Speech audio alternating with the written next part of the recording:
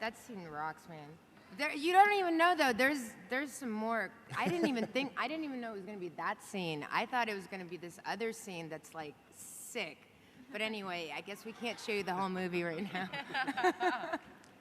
Well, while we still got some time, let's open up the floor to some questions. Got any questions for the cast or Paul? Feel free to come on up. All right, we'll start with you. Hi there. I have a question for everyone. I was wondering if there's anything in particular that was so difficult that you guys were freaking out it wasn't going to work, or if there was something so completely awesome you're like, never mind, let's just do this all day, every day. I'm freaking out that you're a Dalek right now. Thank you. I'm very scared. I used to be so scared of you when I was a little boy. I've only recently started, so they weren't able to terrorize me as a child, luckily.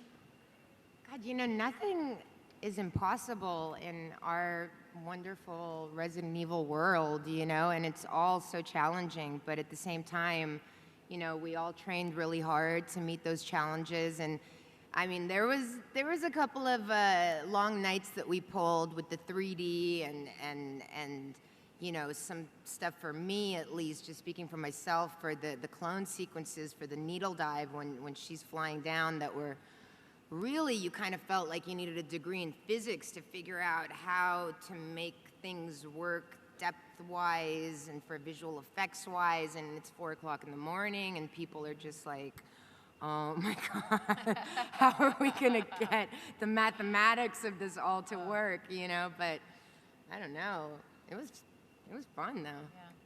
I think for me, one of the challenges in the beginning of the film, when you see Claire and she's in this pilot's airplane graveyard, and we were battling such extreme weather. I mean, it was torrential rain. All our tractors were stuck in the mud. I was laying on the mud. I had to get doused in water. We have fight sequences. We're slipping, we're sliding. But it's part of the fun of it is because it's going to look kick-ass at the end of the day. So you just swallow it and you get out there and you think about your character and you dive into it. One of the funny things that happened while we were shooting, actually, that sequence was at the very end when Mila comes in, is she was shooting the gun and she shot it right into the center of the camera and blew apart the glass screen. Okay, it's worth like $100,000. So you see in slow motion. His fault, okay? He kept saying, shoot closer to the lens, closer, closer, closer. I'm like, are you sure? You guys have to try to get one of these outtakes because it's in slow motion. It'll be on the DVD. And they kept the camera rolling, and all you see in slow motion, she shoots it, and I'm like this. And I'm trying to stay in character, like all tough, because I saw it happen, but I'm like, okay, well, maybe it'll work, so I'll keep rolling. Yeah. And suddenly I see her like, yeah, looking at me like, oh, you just got caught. One of the hazards of the job, and the cameraman was like, really, about 6 inches from me? Yeah, the producers weren't very, very excited about that moment. But. Dangers of the job. One word? What they said. Okay, next question. Hi, this question is for Mila. And hi. Resident Evil is my favorite movie franchise, and you are my absolute hero. I love you. Thank you. And I'm your biggest fan. But what I want to know is... Uh-oh, there's a but in there.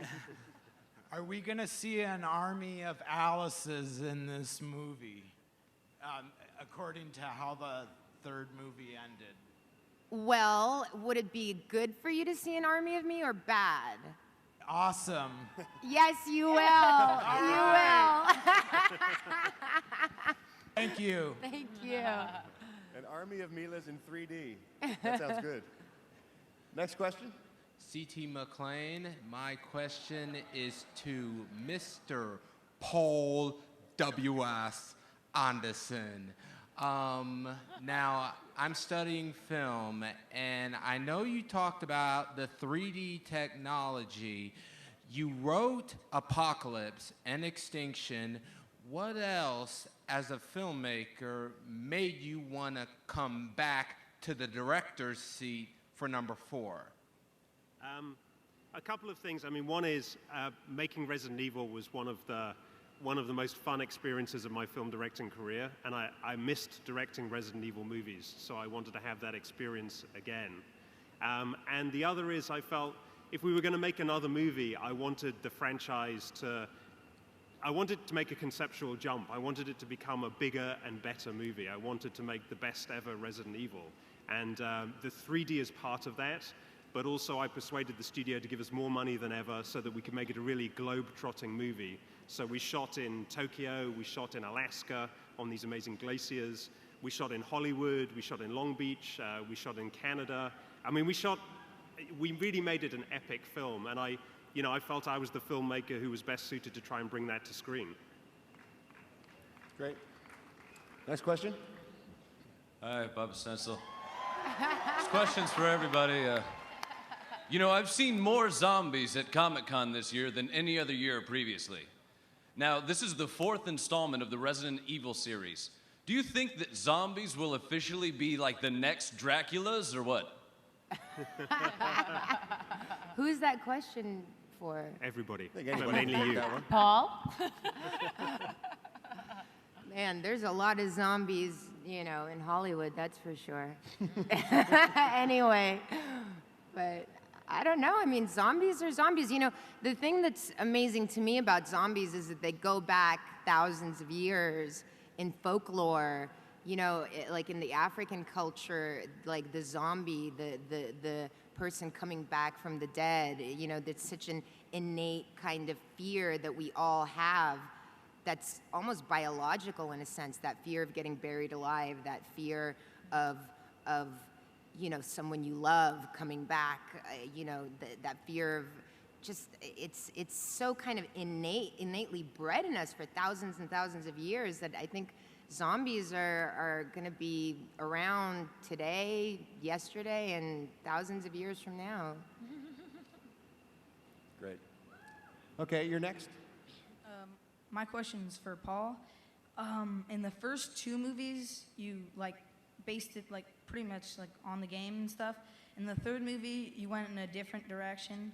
And what's making you in the 4th movie use elements from Resident Evil 5, like the Executioner?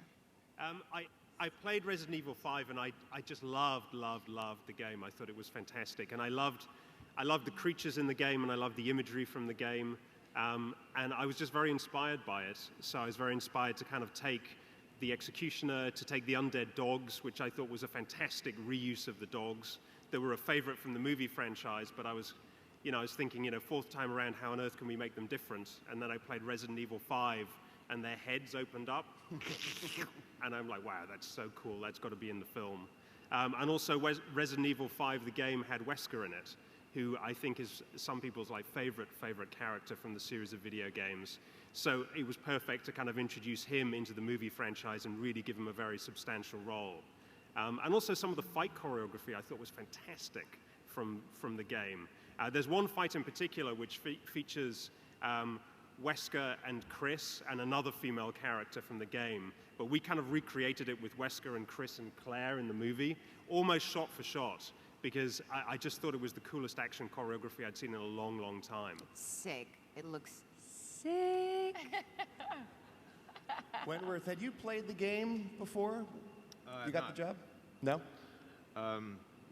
My parents put an emphasis on homework, so there wasn't a whole lot of comic books or video games in my house, so I had to educate myself really quickly. You were deprived. What's that? You were deprived as a child. You were deprived as a child from the video game. Deprived, yeah. I'm making up for it now. Yes, indeed. What's your next question? I heard a rumor that Jill Valentine is returning to the franchise. Is there a possibility of Leon Kennedy?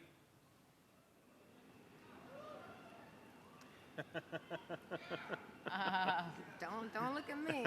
Well, Leon is one of my favorite characters from the video games, and we had a debate as to whether he should actually be in this movie or not. We decided against it, but he's definitely, touch wood, if we were ever to make another movie, I think he'd be a character we'd very seriously consider bringing into the franchise. And as for Jill Valentine, well, stay tuned. Oh, Paul, come are there on. plans to make another film? Sorry? Are there plans to make another? Have You know, we thought always about that? take it one movie at a time. Yeah. You know, we really kind of put all of our efforts and into like making the best possible movie we can, and then kind of take it from there. Gotcha. Your next question? Hi, how you doing?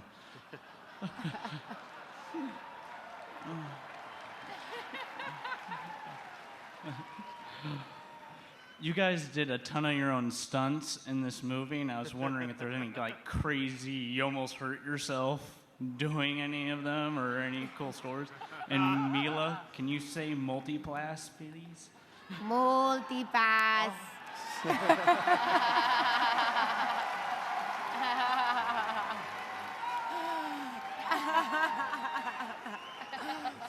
Oh, wow, that's been a long time. I would say it's more like, is there ever a stunt sequence that we don't get hurt? But, you know, we train very hard for these movies, and it has to be so well choreographed and so well timed so that we make it as safe as possible, because obviously every movie we are raising the bar with the stunts and the quality of the stunts. And of course, you know, every time we go into it, we've had the training from the last movies, so we're always raising the level. But of course, you need to make sure that safety is number one. Saying that, I mean, you see what's up there. You can't do that without getting hurt, you know? But touch wood, like Paul said, nothing, you know, no broken bones or anything. Just really, really, really sore the next morning. And lots of bruising that has to be covered up. One of the interesting things about 3D. Actually, Allie, I you did. sprained I your sprained my finger. You sprained I got your a little finger. too into one of the scenes. And yeah, I came home with That a was war wound. that was a disaster. Yeah, She had to that go was a bad one. to the doctor. Yeah. I mean, But hazard of the job. You One of the know? interesting Yeah, things baby. about 3D is that, you know, the traditional way to block fights is, you know, one actor moves their fist in front of another actor's face, and the second actor reacts as though they've been hit, and you line the camera up correctly, and, you know, that person's fist comes within 6 inches of the other person's face. It's all fake. In 3D, because you have such a greater sense of depth, that doesn't work anymore. So it means you have to block fight scenes where people really get hit, which means there's a lot more really got hit. physicality that goes into the fights, and the fights become a lot tougher in 3D. So like Mila said, the girls and boys were going home with a lot more bruises every day.